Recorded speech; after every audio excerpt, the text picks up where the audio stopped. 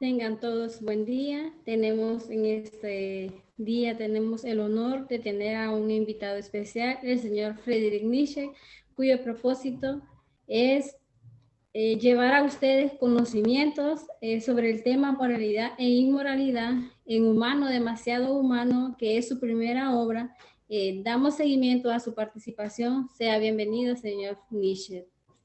Buen día y muchas gracias por esta invitación. Es un honor para mí estar frente a ustedes y poder compartir parte de mis ideas y conocimientos al responderle cada una de sus interrogantes.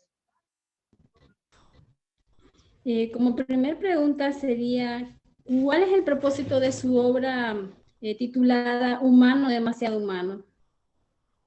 Bueno, la intención de esta tesis es mostrar la importancia de encontrar a un individuo y a una sociedad diferente a la que nos tocó vivir hoy por hoy y a la que nos tiene acostumbrado lo que es la época de la contemporaneidad.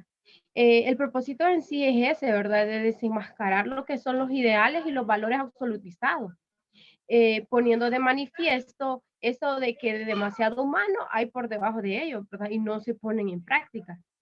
También aquí cabe recalcar eh, que la misión de un humano es liberarse de las ataduras del deber.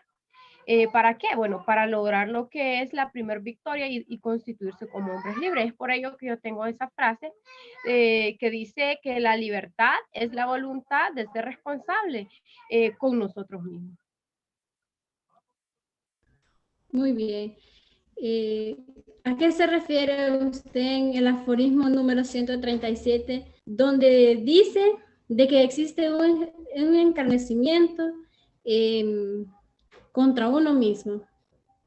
Bueno, lo que ahí se da a entender es que ese escarnecimiento o apasionamiento comprende algunas formas de ascetismo. ¿Qué quiero decir con esto? Bueno, o sea, el querer adquirir hábitos que conduzcan a la perfección, ya sea esa perfección moral o esa perfección espiritual, ya que ciertas personas sienten tanta necesidad de ejercer su poder o su pasión de dominio y que por algunos objetivos o porque nunca lo han conseguido de una u otra forma, entonces lo que acaban es tiranizando, es decir, esclavizando determinadas partes de su ser.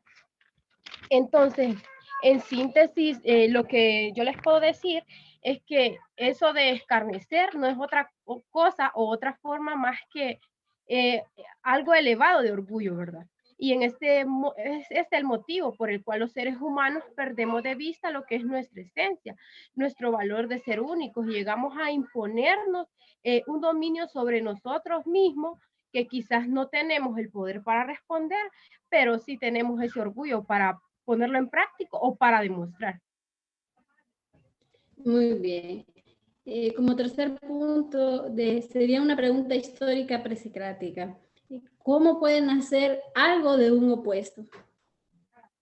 Bueno, esta es una pregunta donde recae bastante lo que es el pensamiento, ¿verdad? Y sin duda alguna así es, porque siempre lo contrario se extrae de la otra parte. Entonces, por ejemplo, lo racional de lo irracional, lo sensitivo de lo muerto, la lógica de lo ilógico, ¿verdad? También está el altruismo del egoísmo. Y qué más claro que este ejemplo, porque la verdad surge gracias a los errores. Porque, por ejemplo, si no surgen o no hubieran errores, ¿de dónde obtendríamos la verdad? ¿O cómo la podríamos comprobar? Entonces, por ello es que en este sentido es que la verdad, en este caso, nace de lo que son los errores. Muy bien. En la siguiente pregunta, ¿qué tiene que ver para usted la cultura con la moral en un acto de actividad práctica? Bueno, con respecto a esta pregunta, aquí hay que decir que la moral es un denominador común a las demás esferas de lo que es la cultura. porque la verdad y el valor no son sino funciones de apoyo, funciones de promoción de una determinada forma de vida.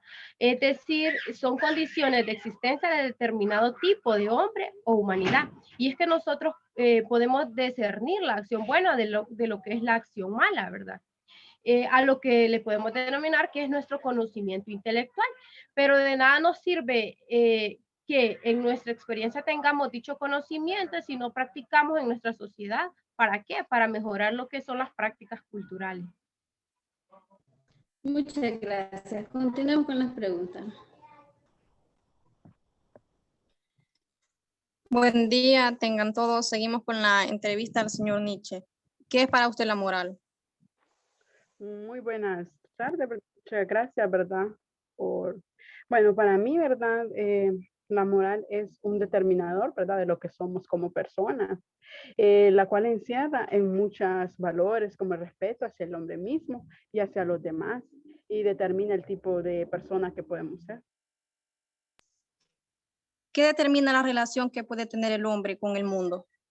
Aquí podemos decir que serán determinados, ¿verdad? Por los valores que ha desarrollado a través de la interacción que haya tenido en su vida activa. ¿Cómo se ha adquirido la moral? Bueno, en ese punto podemos decir que el individuo la ha adquirido a través de su culturización. Es en diferentes culturas que existe en todo el mundo. Bien, ¿cómo es la moral que nace de sentimiento? La moral nace a través del sentimiento.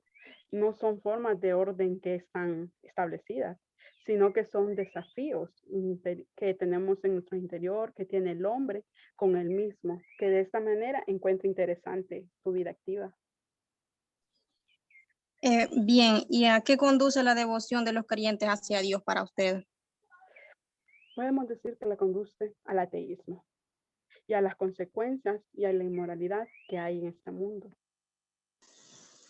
Muy bien, señor Nietzsche. Y como última pregunta, ¿qué vuelve inútil a la antigua moral? Podemos decir que son las condiciones en las cuales el hombre vive a lograr construir un mundo más civilizado, estable y con más seguridad. Muy bien, gracias. Continuamos. Muy buenas tardes, señor Federmis, ¿verdad? Yo le tengo algunas, ¿verdad?, interrogantes, la primera, ¿a qué se refiere en el sentimiento de la propia potencia? Bueno, buenas tardes. Es que aquí los fenómenos morales que surgen a partir de este sentimiento, ¿verdad? Ya no son formas de ordenación o de control del mundo, sino que son fenómenos de desafío, de una lucha interior consigo mismo, que de este modo, ¿verdad? Podemos encontrar mucho más estimulante e interesante en nuestra vida, porque uno se domina a sí mismo. Y si bien la moral permite distinguir cuáles acciones son las correctas y cuáles no, y también es necesario también que hay un adversario interior con el que hay que batallar continuamente. Sabemos que en nuestra vida se presentan sin número de situaciones, el elegir si la moralidad o ser inmoral. Por ejemplo, ¿verdad? Si estamos en un lugar y pasa ciertas personas y se cae, ¿verdad? Un dinero o puede ser otra cosa, entonces ahí entra en juego nuestra moral y el dominio, si dejamos el dinero que tal vez que no nos corresponde o lo regresamos. Y es que uno se domina a sí mismo y eso produce una satisfacción personal y una sensación de poder. Ajá, muy bien. Como segunda, ¿verdad?, interrogante, ¿para usted a qué se refiere cuando hablamos de sublimación? Sí, es que lo que el individuo ama no es cierta cosa de sí mismo, ¿verdad? Como lo es un pensamiento. Ahora, abandonarse así al deseo con todas sus consecuencias no es una actitud no egoísta en cuestiones morales, porque el hombre no se trata a sí mismo como individuo, sino como dividuo, porque es como que está dividido. Entonces, el deber ser, qué es lo que está bien ser y qué es lo que está mal. Esto es un concepto fuertemente dependiente, ¿verdad?, de la sociedad en la que se encuentre.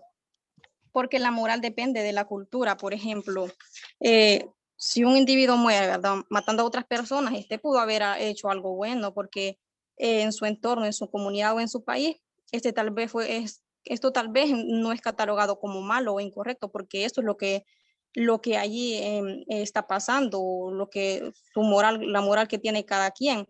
Entonces, para concluir, la sublimación se presenta como un proceso ético, ¿verdad?, que es esencial, que consiste en ocultar sutilmente los instintos. Por ejemplo, la conducta no egoísta y la contemplación desinteresada son llamadas subliminales. Muy bien, muchas gracias. Como tercera y última interrogante que tengo para usted, ¿qué es y qué función cumple el olvido? Es que las mismas acciones que se presentan en la sociedad primitiva fueron inspiradas en un primer momento, ¿verdad?, por el objetivo de la utilidad común, porque la llevaban a cabo las generaciones siguientes por costumbres, por exigencias o tal vez por miedo. Como lo decía antes, la moral depende fuertemente de la cultura, porque cada familia, cada grupo, cada país tiene su forma de regir las reglas.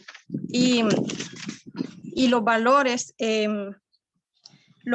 también que se inculcan también en el hogar, en la iglesia o tal vez en un centro educativo. Entonces, lo que se cree, lo que es correcto, es transmitido en vez del modelo que va en contra de ese modelo de conducta y valorización, ¿verdad?, aceptados en una sociedad. Ahora bien, el olvido de dichas normas morales no es un defecto, sino que el olvido es una facultad por sí misma que cumple su función propia.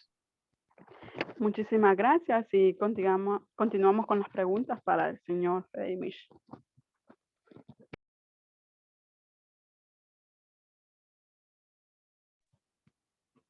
Buenas tardes, continuando con la entrevista, señor Friedrich Misch, yo le tengo otras interrogantes. Desde su concepto, ¿qué es la inmoralidad?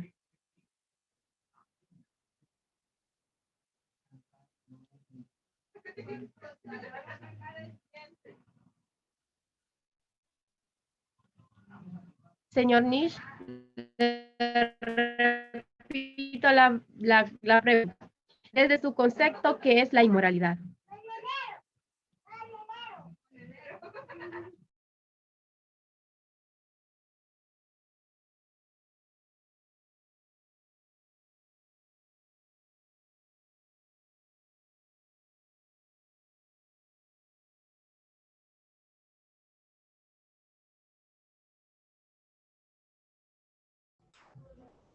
Repítame la pregunta, disculpen.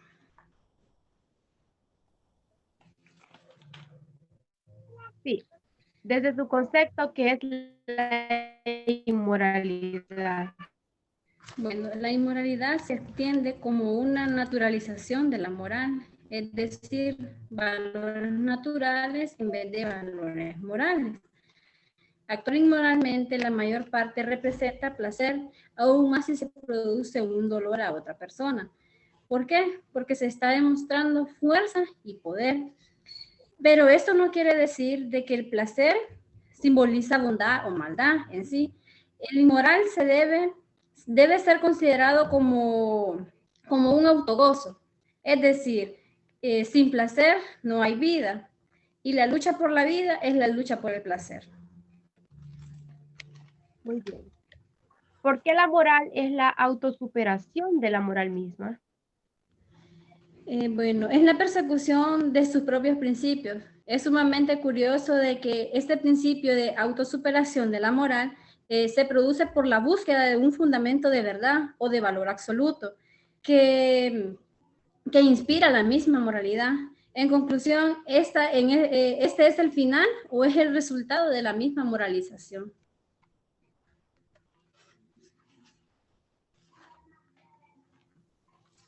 Señor Nish, ¿qué es la autodisolución moral?